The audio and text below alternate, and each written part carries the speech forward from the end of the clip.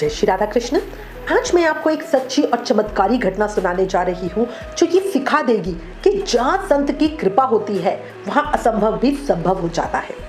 ग्वालियर में एक डॉक्टर साहब थे। वो और उनकी पत्नी दाना कृषि विभाग में नौकरी करते थे। दोनों पति पत्नी श्री देवदास पहाड़ी बाबा के परम आश्रित थे।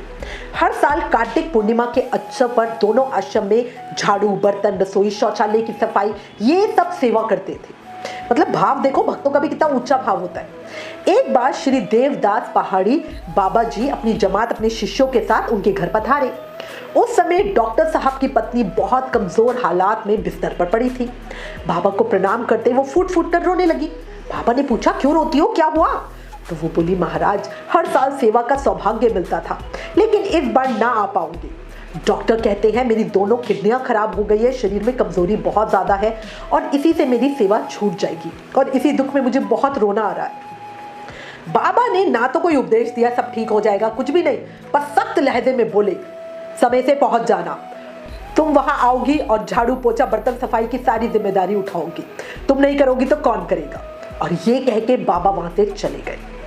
कार्तिक पूर्णिमा आई। डॉक्टर साहब अपनी पत्नी को लेकर खाक चौक बाबा के आश्रम पहुंच गए। बाबा ने देखा और पूछा, कैसी है तुम्हारी किडनियां? तो वो रोते हुए बोली, महाराज, पूर्णिमा से कुछ दिन पहले ही आप मेरे सपने में आए, मुझे उठाकर बिठाया और मेरी कमर पे 2 लात मारी और अगले ही दिन सारी कमजोरी गायब हो गई। मैं अस्पताल गई तो डॉक्टर भी हैरान रह गए। अब तो मैं पूरी तरह स्वस्थ हूँ, कोई किडनी की बीमारी है ही नहीं। रातों रात दोनों किडनियां अपने आप ठीक हो गई। जय हो, जय हो, जय हो। देखा आपने, ये है संत का चमत्कार।